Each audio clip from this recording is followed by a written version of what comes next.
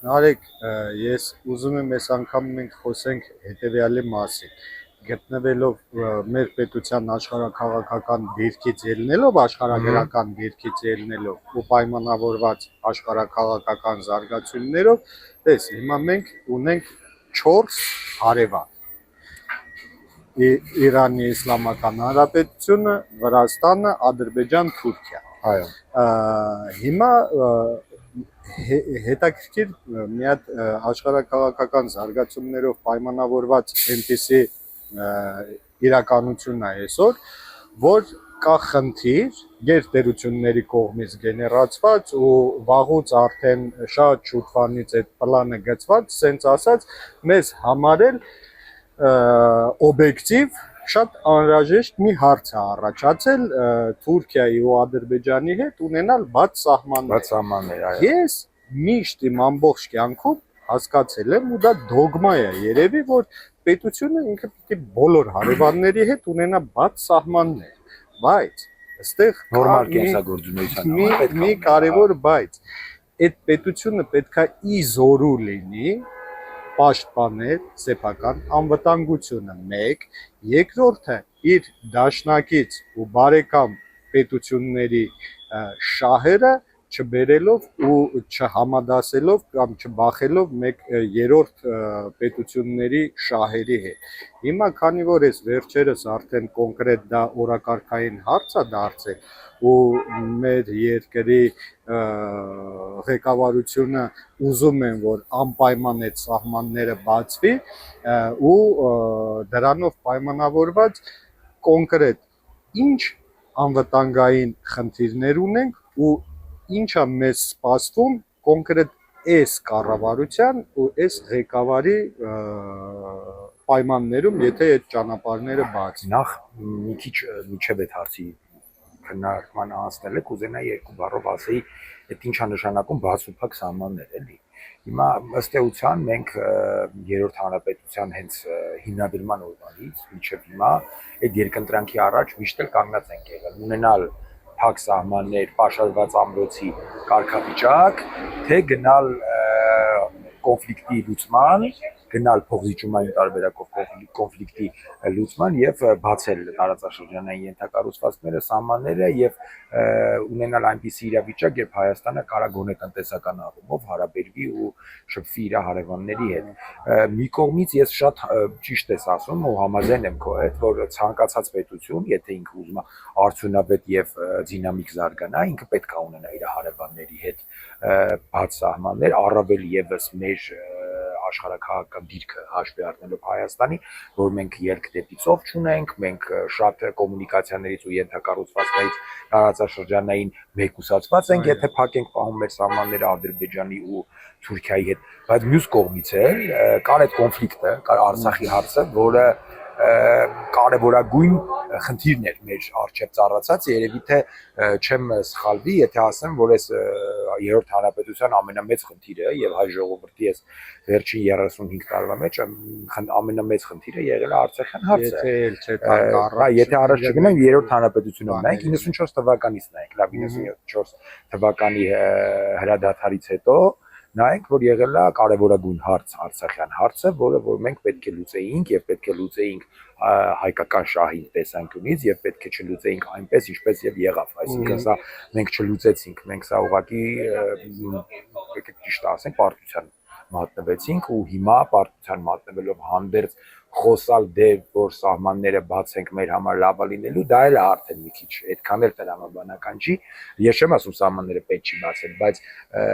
այն որ սահմանները պետք էր բացել եւ պետք է լուծել Արցախյան կոնֆլիկտը դա ակնհայտ էր, բայց չէր կարելի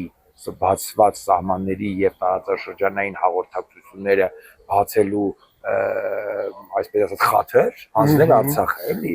ընդ որում հանձնել ախր այդ հանձնելն էլ կարելի էր անել շնորհքով չէ կանգնել ասել ախպեր ես չեմ կարա դիվանագիտական ճանապարհով այս հարցին լուծում տամ ես չունեմ այդքան ներուժ հոգնել ենք մենք ու չենք ուզում երեխա սպանել եկեք տանք կամ ես նվեր եմ տալիս մարդիկ ինչ արեցին 21 թվականին մանդատ ուզեցին որ Արցախը պահեն որ Հադրութն ու Շուշին դեօկուպացնեն, գնացին Գախնագողի հանձնեցին, բայց լավ, հիմա այդ դրա մասին չենք խոսում, այդ Արցախը հանձնելու այն մարդկանց մասին, ովքեր որ Արցախը հանձնել են, դրանց մասին հանգամանից խոսանք։ Հիմա սահմաններից, այն որ սահմանները պետքա բացվեն միանշանակ, բայց այդտեղ գալիս է մի շատ կարևոր հարց, որը որ ես կարծում եմ ամենաարդիականն է։ Լավ, եթե մենք բացում ենք սահմանները, արդյոք Հայաստանը ունի անվտանգային ներքին անվտանգային այնպիսի ռեսուրս ու ունի արդյոք այնպիսի անվտանգային համակարգեր ու ինստիտուտներ, որ կարողանա բաց սահմանների դեպքում դիմագրավել դիցուկ վերցնենք Թուրքիային, դրա Ադրբեջանին թողում ենք մի կողմ որպես ավելի խտին հարց, որովհետև մեր ու ադրբեջանցիների հարցը շատ ավելի խորն է, շատ ավելի թարմաբերքեր է, քան թուրքերի հետ։ Հիմա թուրքերի հետ ըստ էության ինչա տեղի ունենալու։ Բաց սահմանների պարագայում տեղի ունենալու կայծակնային հենց միանգամից տնտեսական էքսպանսիա, տնտեսականը միլիարդավոր կապիտալը թուրքական լցվելու է Հայաստան։ Ունենք արդյոք մենք մեխանիզմներ եւ ինստիտուտներ, որոնք որ կարող են հայկական Հայաստանի տնտեսական օկուպացիային դիմագրավել Թուրքիայի կողմից։ Ունենք թե չունենք։ Դա օբյեկտիվ չունենք։ Դե հարցեր ենք բարձրացնում։ Ունենք թե չունենք։ Դա մեկ։ Երկրորդը Թուրքիայի հետ բաց սահմանի դեպքում շատ կարևոր է նաեւ մարդկային հոսքը։ Թե Հայաստան-Թուրքիա, թե Թուրքիայից Հայաստան։ Ունենք արդյոք այնպիսի մենք սահմանապատ ծառայություն եւ այնպիսի ազգային անվտանգության ծառայություն, որը կարող է այդ ռիսկերը, որովհետեւ դու էլ շատ լավ գիտես, ես էլ շատ լավ գիտեմ եւ տեղյակ մեր հայրենակիցներից շատ-շատերը գիտեն, որ եթե դու սահմանը բացում ես եւ դու սահմանային ռեժիմը նորմալ չես կարողանում ապահովել, ցանկացած տիպի եւ ցանկացած վտանգավորության աստիճանի մարդ կարող է ներխուժել քո երկրի։ Հիմա Հայաստանում կա այդ համակարգը սահմանային, թե չկա, ես կարծում եմ չկա։ Օբյեկտիվորեն չկա։ Մենք դրան չենք պատրաստվել երբեք, բայց նաև սուբյեկտիվ մարդիկ իրենց գործի մասնագետը չեն, որ կարողանան դա։ Եվ երրորդը շատ կարևոր մի հանգամանք է կա, լավ, բացում ենք մենք տարածաշրջանային ենթակառուցվածքները դիցուկ Թուրքիայի հետ։ Հիմա պետք է հստակ հասկանալ, տարածաշրջանային ենթակառուցվածքները բացելը, ազատ առևտուրը ավելի շատ բերում է օգուտ Թուրքիային, ավելի շատ օգուտ բերում է Հայաստանին, ինչքանով է Հայաստանին վնաս, ինչքանով է Հայաստանին օգուտ։ Հիմա նրան հաշվարկներ եղել են թե չեղել, որտեղ օրինակ մի հատ հարց տամ, էլի, շատ պրիմիտիվ հարց է, էլի կասեն մենք էլի գնում ենք պամիդորից ենք խոսում, բայց դե հիմա պամիդորը մեր հազարավոր հայրենակիցների եկամուտի աղբյուրն է։ Հիմա եթե Թուրքիայի հետ սահմանը բացում ենք, օրինակ մեր գյուղմթերքի գները կտրուկ ընկնում են, արտահանումը չկա դեպի Ռուսաստան, փակվել է սանկցիաների տակ է։ Հիմա ինչ է լինելու մեր գյուղատնտեսության վիճակը։ Իսկ արի չմոռանանք, որ գյուղատնտեսությունը մեր հնայի բավականին մեծ տոկոսն է զբաղեցնում եւ բացի դրանից էլ հնայի տոկոս զբաղեցնելուց էլ մի կողմ գյուղացիները, մեր հայրենակիցները ապրում են այդ գործով։ Հիմա եթե Թուրքիայից էժան պամիդորը կոպիտ ասած գալիս է Հայաստան, ներքին սպառման շուկան լրի փոխվում է, սկսում են առնել արդեն թուրքական արտադրանք ու մեռնում է մեր արտադրությունը։ Ավելի լավ պրոդուկտ կգա, քան այստեղ կարող է որակապես ավելի լավ։ Տեքստիլն էլ, օրինակ տեքստիլ արտադրությունը, Հայաստանի տեքստիլ արտադրությունը մի րոպե մեռնելու է, որովհետև Թուրքիան խոշորագույն երկիր է տեքստիլ արտադրության, Հայաստանի տեքստիլ արտադրությունը մեռնելու է, գյուղատնտեսությունը մեռնելու է, անվտանգային հարցերն արդեն նշեցինք։ Հիմա հարց. լավ է թե վատ է համանը բացելը։ Հիմա թե պատասխանել մարդիկ ունեն այդ հաշվարկները թե չունեն։ Լավա թե վատա, մենք միշտ հանգում ենք հետեւյալի։ Եթե մենք արդյունավետ է թե արդյունավետ չի, լավա վատա էմոցիոնալ բան։ Բուրգը իշխանական կա ղեկավար ու կա հստակ կաբինետ մինիստրների եւ այլ օղակները ցածր։ Դե վերլուծական ինստիտուտներ միտված են, որոնց մոտիվացիան անվտանգության պահպանելն է ու մեր պետության շահը պաշտպանելը, դա ֆանտաստիկ լավ բան է։ Ունենք մենք այսօր օբյեկտիվ այդ իշխանությունը, թե չունենք։ Այս սրանում է ամբողջ։ Դե օրինակ դրա մի հատ շատ հետաքրքիր բան, իմիջիալոց արդիական թեմա է, դրա մասին կարելի է երկու բառով խոսալ, այդ քո հարցին պատասխանել, հիմա դիտարկում անեմ։ Մի քանի օր առաջ Իսրայելի կառավարությունը հայտարարեց, որ ճանաչում է հայոց ցեղասպանությունը եւ ուղարկեցին հաստատման Քնեսեթ, այսինքն ազգային ժողով Իսրայելի, ճիշտ է, այնտեղ կա մի քանի խրտին հարց, որ Քնեսեթը մի շաբաթ գնում արձակուրդ, այնտեղ երկու պանելու ենք սեպտեմբերին որոշումը կայացնելու բանն է, իրանց օրենքների ու Քնեսեթի կառավարության, դեռ չգիտենք, իրանք ասում են, քանի որ անձամբ Նատանյահուի այսպես ասած նախաձեռնությունը կարծում եմ կընդունեն, բայց այնտեղ ընտրություններ կան ու նոր խորհրդարան կա, որը սեպտեմբերին է գործելու։ Բայց դա մի կողմ, ես դրա մասին չէի ուզում շեշտել։ Ուզում եի շեշտել Հայաստանի Հանրապետության անվտանգության եւ Հայաստանի Հանրապետության միջազգային շահի թիվ 1 պատասխանատուի պահվածքի մասին, որը մարդը ինչ ասեց, պետք չէ զինականացնել հայոց ցեղասպանության հարցը։ Հիմա այդ զինականացնել բառը ընդ որում շատ հետաքրքիր է։ Մարդը բռնել թարգմանել է թուրքական քարոզչական տերմինը, թարգմանել է հայերեն, բառացի թարգմանել է թուրքական քարոզչական տերմինը, բառացի թարգմանել է հայերեն առանց ամաչելու, լրագրողներին ասում են բառ նույն բանը, ինչ որ ասում է Թուրքիայի քարոզչամեքենա։ Հիմա հարց, ասենց մի կողմ դնենք Իսրայել պետության գործունեությունը Մերձավոր Արաբելքում, Գազայում նրանց կատարած հանցագործությունները, մի կողմ դնենք, որ Իրանը մեր բարեկամներից Իսրայելն ու Իրանը էկզիստենցիալ ճշնամիներ են, սաղ դնում ենք մի կողմ, դնում ենք սեղանին կոնկրետ հարց, այլ պետության կողմից հայոց ցեղասպանության ճանաչման հարց, որը անշուշտ բխում է հայկական շահերից։ Հիմա իրավունք ունի Հայաստանի պատասխանատուն թուրքական քարոզչական թեզ գցել առաջ, ու եթե նման բան տեղի է ունենում, արդյոք այդ մարդիկ կարող են Հայաստանում այնպիսի պատնեշներ ստեղծել, որ մենք կարողանանք դիմագրավել Թուրքիայից եկող վտանգներին, կարող են թե չեն կարող։ Ելնելով ավելի քան 8 տարվա փորձից, որովհետև 8 տարին, եթե օրինակ ինձ համար դեռ 18 թվին էր պարզ, ու ես դրա մասին միշտ բարձրաձայնել եմ, որ այս իշխանությունը միտում չունի պետություն պահելու, զարգացնելու եւ այլն, բայց վերջո 8 տարին բավական էր, երևի որ մի ամիտ կամ չգիտեմ դյուրահավատ մարդկանց համար, ինչ որ հույսերով ապրող մարդկանց համար, կամ այն նախկիններից հոգնած զզված մարդկանց համար բարձ դառնալ, որ այստեղ եկել է լուծելու օբյեկտիվ այլ խնդիր։ Հիմա հարց, հիմա ասում են ժողովուրդը ոնց որոշի։ Հիմա այդ ժողովուրդ ասած եզրույթից ես ճիշտ ասած հազար ներողություն, բայց զզվում եմ, որովհետև ինքը ոչինչ չարտահայտող արտահայտություն է։ Ինչ է նշանակում ժողովուրդ։ Եթե մենք ունենք 2 միլիոն 500 քանի հազար ընտրող ունեինք, չէ, որոնցից 1.475.000 մասնակցել։ То есть 1 միլիոն մարդ ընտրության չմասնակցել։ Հիմա դա արդար է, թե արդար չէ։ Ժողովրդավարը թե չէ։ Ոչ թե արդար չէ, դա մեծ խնդիր է, թե ընդդիմության, թե իշխանության համար։ Այդ 1 միլիոն մարդը ոնց կարա 1 միլիոն կենթանի մարդ մի օրվա ընթացքում տնից չկարողանա դուրս գալ։ Հիմա այդ 1 միլիոնի մեջ բնականաբար կարար լիներ եւ իշխանության կողմնակիցներ, բայց արի հանուն արդարության ասենք, եթե այդ 1 միլիոնի մեջ իշխանության կողմնակիցներ լինեին, նրանց մոտիվացիան ավելի բարձր էր, նրանք կետային։ То есть մեր ընդդիմությունը ուղիղ բարձ այս 1 միլիոն մարդու առամարեց կամ չկարողացավ որովհետև ենթադրում եմ այդ 1 միլիոնի բանը ինտելեկտուալ կարողությունները չնսեմացնելով մնացածին, որովհետև ես էլ դու էլ գնացել ենք ընտրության ու բնականաբար այս իշխանությանը չենք ընտրել, այլ մերժել ենք, բայց այն 1 միլիոն մարդուն, որոնք որ շատ հնարավոր է ինձանից ու քեզանից ավելի շատ արժանինքներ, խելքով, գիտելիքներ ունեն, չկարողացան այդ 1 միլիոնին ասել, որ ընկեր, ես ոչ թե քեզ խոստանում եմ օդի մեջ ինչ որ սենց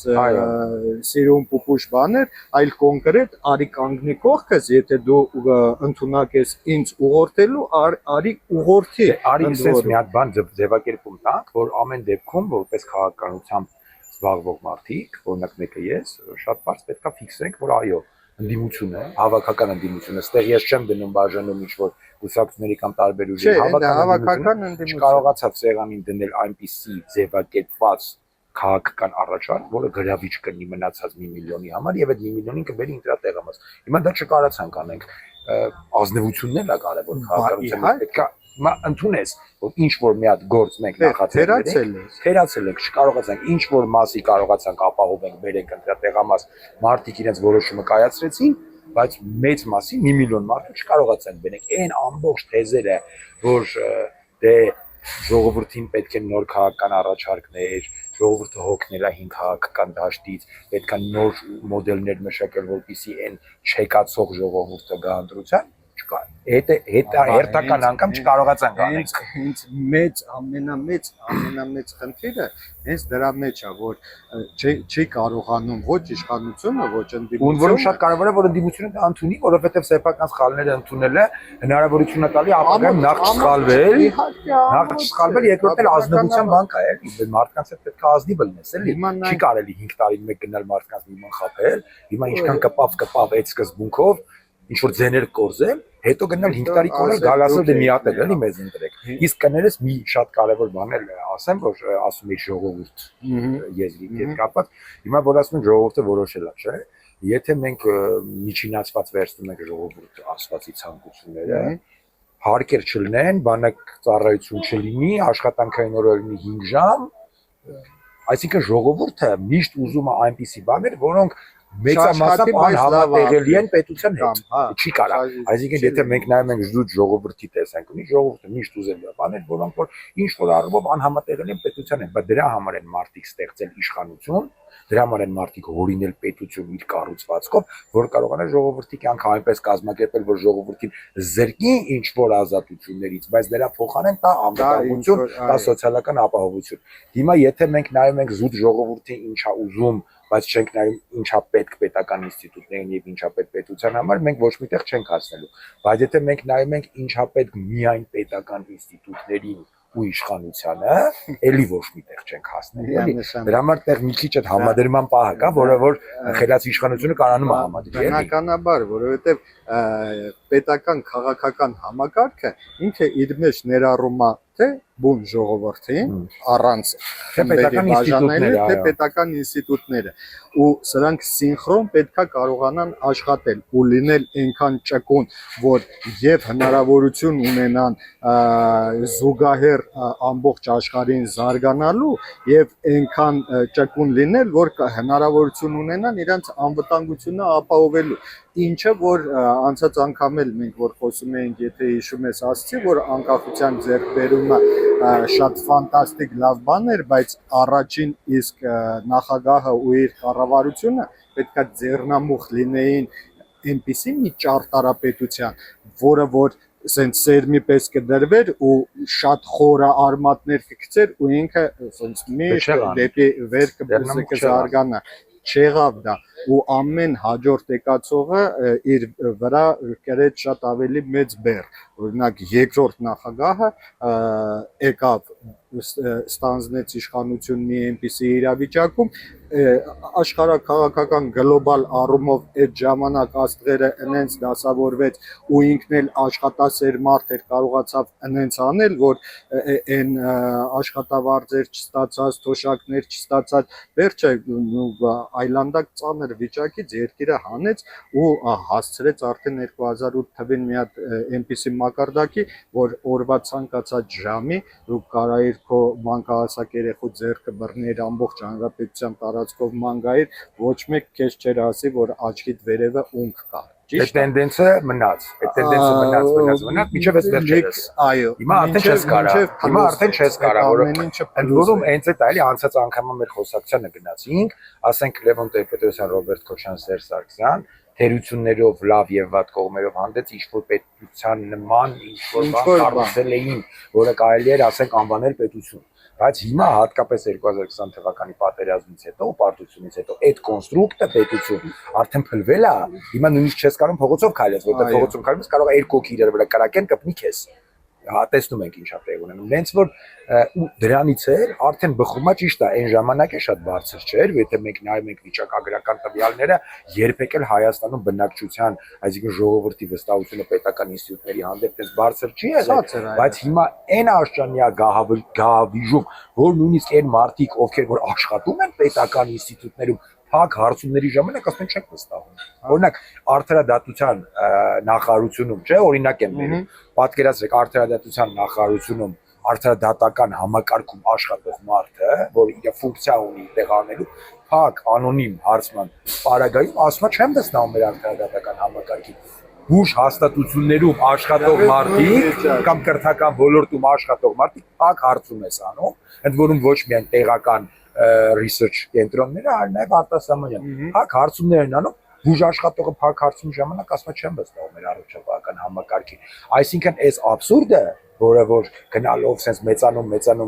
ինքը էլի պայթելի է մի օր։ Չի կարա չպայթելու։ Իսկ պայթելու պարագայում արդեն ինքը պայթելու է ոչ թե ինչ որ հատվածային, այլ պայթելու է վերջնականապես ու մենք Հայաստանի Հանրապետություն կոչվող պետական միավորը ուղղակի լուծարելու ենք։ Հիմա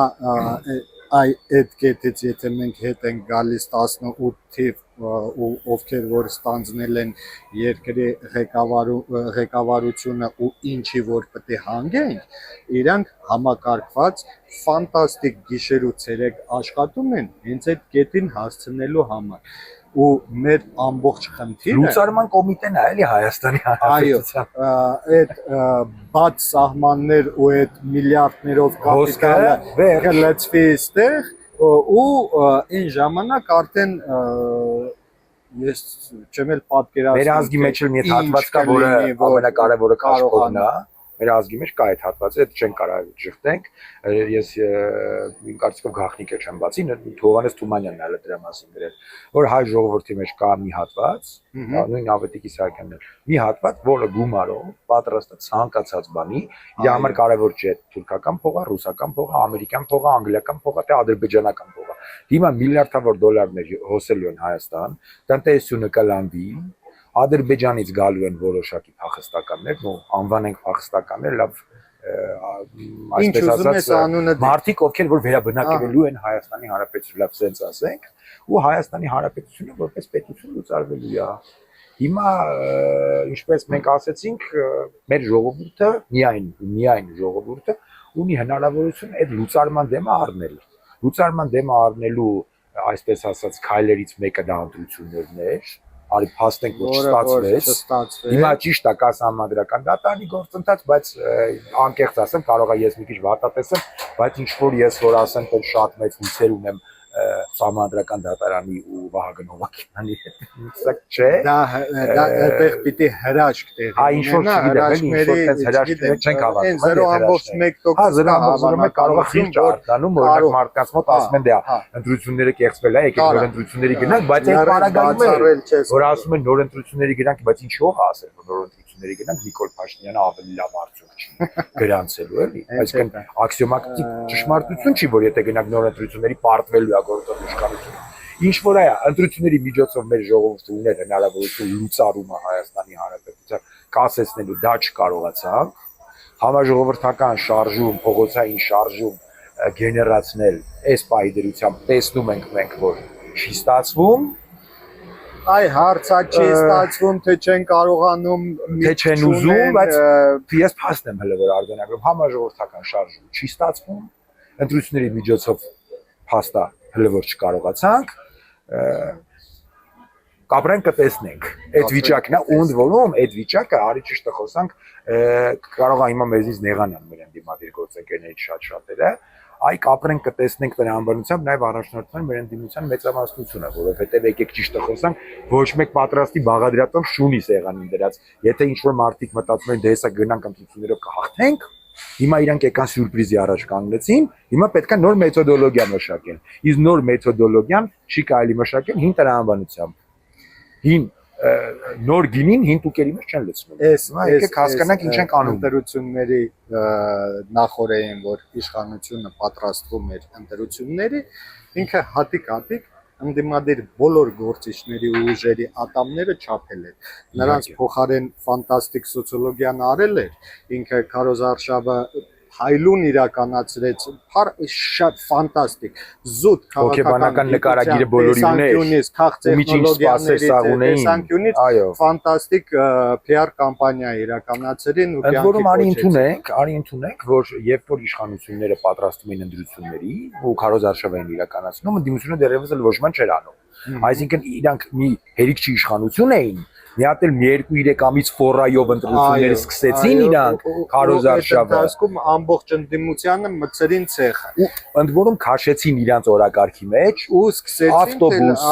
քայլել փողոցում մարդկանց մոտիկանալ ինչ որ բուկլետ բաժանել քարտեժ այսինքն Նիկոլ Փաշինյանը տեմպը տվեց ընտրությունների 2-3 ամիս առաջ սկսեց այն կինոյի նման օրինակ ծառայեց ընդդիմությունը դե մի 2-3 ամիս առաջ ուշքի եկավ ասեց դե եկեք մենք նույնը անենք Ինչ որ Նիկոլա, բայց ինչ որ Նիկոլա, դու չես կարա նույնը անես, որովհետև նույն դաշտում իրեն չես կարա հաղթես, դա ակսիոմ է։